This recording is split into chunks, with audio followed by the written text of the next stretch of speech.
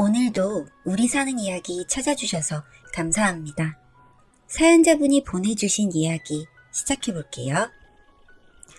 세상 살면서 정말 절대적인 어떤 존재가 있음을 느껴본 적 있나요?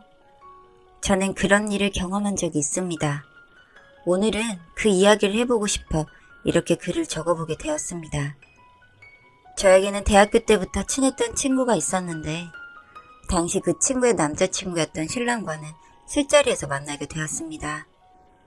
대학교를 졸업 후 직장 생활을 하다 보니 친구를 만날 시간이 드물었고 그러는 와중에 친구는 연애도 하고 있어서 주말이면 남자친구를 만나느라 저를 만나는 시간이 없었고 친구가 본인 남자친구도 소개시켜줄 겸 만들어준 자리에서 지금의 신랑을 만나게 된 것이죠.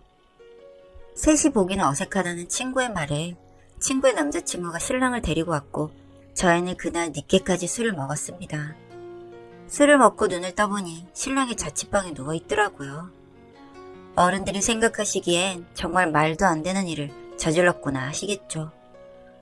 저는 그렇게 처음 만난 신랑과 혼전 임신으로 결혼을 하게 되었습니다. 그 임신과 결혼 때문에 저는 밝아야 할 20대 초반을 출산과 육아에 많은 시간을 보냈어요.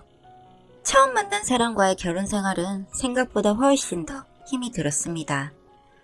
분명 그 당일의 호감이 있긴 하였으나 순간의 호감으로 평생을 함께 살아야 한다면 그 사이에서 오는 문제들은 상상 그 이상인데요.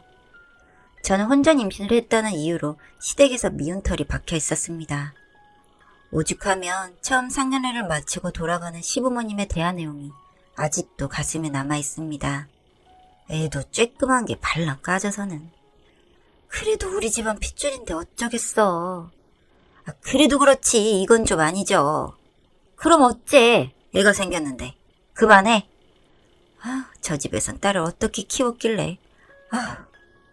저희 부모님과 제가 완전히 자리를 뜨지 않았는데도 불구하고 시부모님은 분명 그렇게 제 흉을 보면서 가고 계시더군요.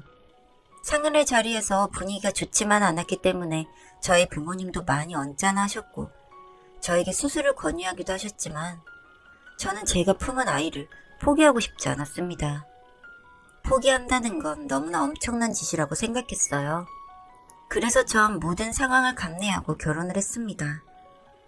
그래도 결혼 생활을 1년쯤 했을 무렵에는 신랑도 제법 가정에 충실하려고 노력을 했었어요.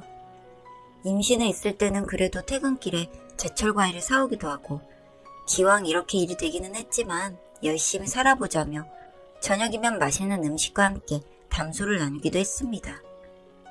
어린 나이에 결혼 생활도 버거운데 아이까지 키워야 했고 그런 육아에서 오는 스트레스는 정말 상상을 초월했습니다.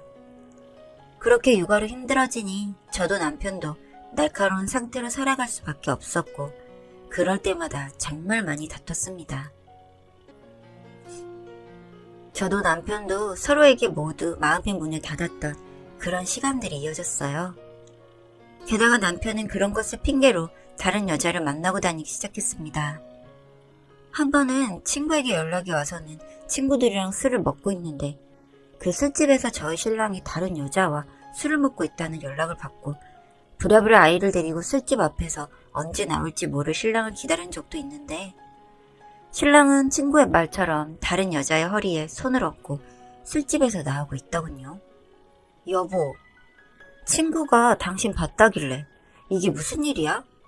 보면 몰라? 대충 봤으면 집에서 찌그러져서 애나 볼 일이지. 뭔 좋은 꼴 보겠다고 기다려? 당신 뭔데 왜 이렇게 무책임하니? 시끄럽게 쪼잘대지 말고 집에나 가. 쪽팔리게 하지 말고. 그 말을 마치고 신랑은 그 여자와 제 눈앞에서 사라졌습니다. 그리고 그 여자는 제 말을 듣고도 눈 하나 깜짝 안고 비웃고 서 있었는데 아마 가정이 있는 남자라는 것도 아는 것 같았습니다. 그날 신랑은 집에 들어오지 않았고 그날의 바람을 계기로 몇 번의 바람을 더 폈습니다. 처음에는 신랑에게 화도 내고 달래도 보고 정 안 돼서 시댁에 이야기를 해본 적도 있는데 저라는 사람이 너무도 만만하고 바보 같기만 한 건지 시댁에서도 저보고 참으라는 말뿐이더라고요. 그러다가 제가 중소기업에 다니고 있어서 아이를 낳게 되면서 자연스럽게 퇴사를 했고 시댁과 가까운 신혼집의 위치 때문에 매일매일 시댁에서 밥을 하고 같이 먹고 치우는 일과를 보냈습니다. 입덧이 있는 중에도 저는 시댁에서 계속 음식을 해야 했고 아이를 출산한 이후에도 조리도 못하고 시댁에서 일을 해야만 했습니다. 사실 말이 좋아 몸조리지 시댁에서 지내기만 했을 뿐 결국 설거지나 빨래와 같은 집안일을 함께 했습니다. 그래서 덕분에 지금도 손목이며 관절이 조금만 움직여도 시큰거리는 종이 관절이 되어버렸고요. 아이는 어려서부터 시댁을 자주 왕래하다 보니 시부모님과 제법 친하게 지냈는데 5살이 될 무렵부터 시댁에 가는 걸 꺼려했습니다. 처음에는 할머니 나빠, 할아버지 싫어 같은 식으로 표현을 했는데 그런 표현 때문에 시댁에서 버릇이 없다며 저에게 혼을 내기도 했어요. 신랑은 시댁 일이든 회사 일이든 방관하고 바람피러 다니느라 바빴고요. 사실 이혼을 생각하지 않았던 건 아니지만 당시에 일도 안 하고 있었고 그래도 아이에게 아빠가 있었으면 했습니다. 제 선택으로 아빠도 없는 아이로 만들고 싶진 않았으니까요. 그렇게 아이가 청소년기에 들어가고 시댁에서 제가 늘 움츠러들고 일만 하다 보니 그 모습을 보기 싫다며 아이는 시댁에 가고 싶지 않다고 했고 시댁에 가서 행패를 몇 번 부리고는 가지 않기 시작했습니다. 버릇없이 자식 키웠다며 참 욕도 많이 먹었죠. 그렇게 저는 그저 아이 엄마로서의 삶만을 하루하루 살아가며 정말 꾸역꾸역 하루를 보내는 그런 사람이 되었습니다. 그러다가 아이가 중학교에 들어갈 무렵 또 한 번 신랑의 외도를 목격하게 되었는데 그걸 목격한 사람이 저희 엄마였습니다. 사실 저는 부모님이 반대하시는 결혼을 해서 결혼식 이후 부모님과의 왕래를 끊고 지냈거든요. 혹시나 부모님이 언젠가 받아주시지 않을까 하는 마음에 번호를 바꾸지 않고 지냈는데 정말 엄마에게 몇십 년 만에 연락이 왔습니다. 한번 보자. 그 문자를 받고 그 다음날 바로 카페에서 엄마를 만날 수 있었습니다. 잘 지냈냐? 엄마가 안부를 물어보셨고 저는 이제라도 저희를 받아주는 건가 하는 마음에 기쁘게 대화를 이어갔습니다. 이제 우리 아들도 벌써 중학생이야. 박서방은 잘 해주냐? 당연하지. 안 그래도 오늘도 신랑이 차려주는 밥 먹고 나왔는걸? 살은 왜 그렇게 쪘어? 보기 안 좋게. 이것저것 잘 챙겨 먹어서 그렇지 뭐. 어제 박서방 봤다. 다른 여자랑 모텔에서 나오더라. 처음 바람 핀 거야? 너 잘 지내는 거 맞냐? 엄마의 그 말을 마지막으로 그 카페에서 몇 시간이나 울었는지 모르겠습니다. 사실 너무 힘들고 외로웠고 막막했거든요. 몇 번이나 부모님께 연락을 하고 싶다가도 그것마저 거절당하면 제 생활이 유지가 안 될 정도로 무너질 것만 같아 하루하루 참아내고 있었던 저였으니까요. 처음에 들어오는 순간 알아봤다. 커피 잡은 손은 푸석하고 습진이 있고 옷은 언제 산 건지 목은 늘어나 있고 그리고 살은 쪘는데도 얼굴은 파리한 게 안색도 안 좋은 게 정상적이지는 않아 보였어. 엄마한테 면목 없지만 그래도 아들은 잘 크고 있어. 이제 그만 이혼하고 집으로 들어와. 엄마의 그 말을 듣는데 제 가슴 속에서 뭔가 돌덩이가 확 무너져 내리는 기분이었습니다. 저는 아마도 엄마가 그 말을 해주기를 바라고 있었던 건지도 모르겠어요. 어린 나이에 갑작스럽게 결혼을 하다 보니 제 행동에 확신이 없었고 무엇도 자신이 없었는데 엄마가 이혼하라는 한마디에 집으로 가서 아들에게 의견을 물었고 아들은 채 자라지 않는 몸으로 제 어깨를 힘껏 끌어안아줬습니다. 그렇게 저는 신랑과는 이혼을 하게 되었습니다. 처음에는 시댁에서 건방지네 어쩌네 하면서 말이 많아서 이혼하기 쉽지 않았지만 그동안 신랑이 바람핀 걸 핑계로 이혼을 했습니다. 이렇게 정말 써먹을 줄은 몰랐지만 저도 증거를 모으고 있었거든요. 나중에 신랑은 아무리 지가 바람을 피워도 제가 찐득이같이 붙어있으니 뭐 숨기지도 않고 바람의 흔적을 보여줘서 증거 모으기가 어렵진 않았습니다.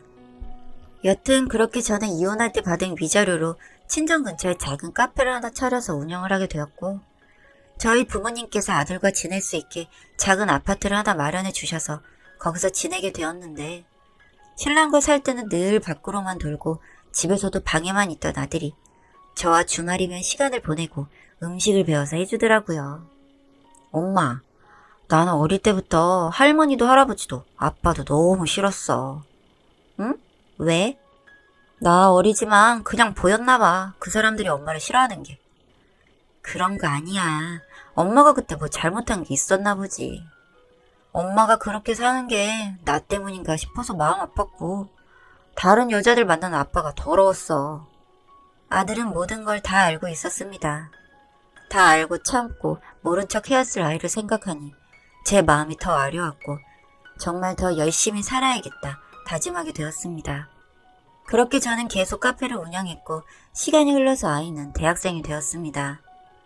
그러는 동안 신랑이나 시부모님에게는 한 번도 연락 온 적이 없었고요. 그러다 최근에 웃기게도 신랑에게 연락이 한 통 왔습니다. 정말 평생을 영원히 안 보게 될 줄 알았는데 제가 하는 카페를 어떻게 알고는 그 번호로 전화를 해오더군요.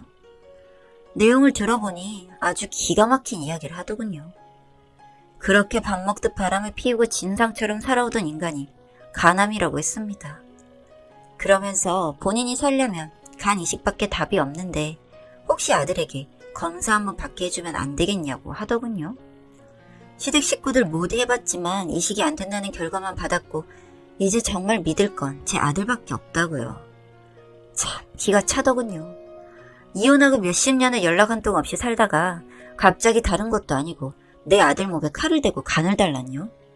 해준 게 뭐가 있다고 그런 걸 요구하는지 너무 화가 나서 네가 내일 당장 죽는다고 해도 나랑 아무 상관이 없는데 감히 내 아들 간을 달라고? 말도 안 되는 소리 마라. 네 속내에서 아주 썩은 내가 난다. 어떻게 인간이라면 그런 소리를 하냐? 네가 내친 자식을 너 살자고 이제 와 찾아? 웃기지 마! 하고 끊어버렸습니다. 그런데 이게 끝이 아니더군요. 며칠 뒤부터 시댁 식구들에게도 전화가 오기 시작했고 아들의 연락처를 모르는 시댁 식구들은 전화와 문자로 아들을 만나게 해달라며 사정하다가 욕하다가 난리를 쳤습니다. 그렇게 통화를 하던 중 아들에게 조심한다고 밖에서 하곤 했는데 그 소리를 들었는지 제게 캐묻듯 아들이 물어왔습니다. 도대체 무슨 일이야 엄마? 나 지금 대충은 들어서 알 것 같긴 한데 자세히 알려줘. 아니 갑자기 네 아빠였던 사람이 널 궁금해하길래 몇십 년을 연락도 없다가 갑자기 왜 찾는데? 유산 줄 거 아니면 난 받고 싶은 연락 없는데? 설마 자기 살겠다고 나보고 간 달라고 전화한 거야? 들었구나. 그래. 간이식을 해야지만 살 수 있다면서 너한테 부탁을 한다. 엄마는 혹시라도 네가 이 소식을 듣고 마음 약해서 준다고 할까봐 사실 말을 못했다. 그래도 네 아빠였던 사람인데 엄마는 도저히 용납할 수가 없어. 엄마가 용납해줄 필요 없어. 난 절대로 그 사람에게 간을 이식 안 해줄 거니까. 나한테 아빠가 있었어? 아니 없었어. 나한테 언제부터 아빠가 있었다고 그래. 엄마가 아프다면 내가 기꺼이 줄 수 있고 차라리 남에겐 줄 수 있지만 절대 그 사람에겐 안 줘. 걱정 마 엄마. 라고 하더군요. 그래서 저도 시댁에 전화를 해서 당신 귀한 아들 죽어가니 아주 아쉬운가 본데 나도 내 아들이 너무 금쪽같이 귀해서 절대 줄 생각 없고 아들도 자기에겐 아빠가 없다고 하니 이제 그만하라고 해버렸습니다. 아, 이 말도 한마디 붙였네요. 그동안 바람 피웠던 여자만 열 손가락은 될 텐데 그 중에 자식 하나 없겠냐며 한번 탈탈 털어보라는 말까지요. 그렇게 얼마 뒤 문자 한 통이 왔습니다. 내 아들 죽인 독한 년이라고요. 뭐 전 독한 년 좋습니다. 독해질 수 있다면 더 독해지고 싶네요. 그 문자를 보는데도 눈물 한 방울이 안 나더군요. 그래도 사는 동안 이 여자 저 여자 많이 품었으니 원도 한도 없을 거라 생각합니다. 저는 제 아들 지켜가며 더 열심히 살아보려고 합니다. 누군가도 저에게는 독한 년이라고 하고 아들에겐 지 애비한테도 등 돌리는 놈이라고 욕을 하실지 모르겠습니다. 하지만 전 그렇게라도 나쁜 병에 걸려 세상 뜬 그 인간을 보니 신의 존재함을 믿게 되었습니다. 그렇지 않고선 그렇게 벌을 받을 수 없을 테니까요. 제 이야기 들어주셔서 감사합니다.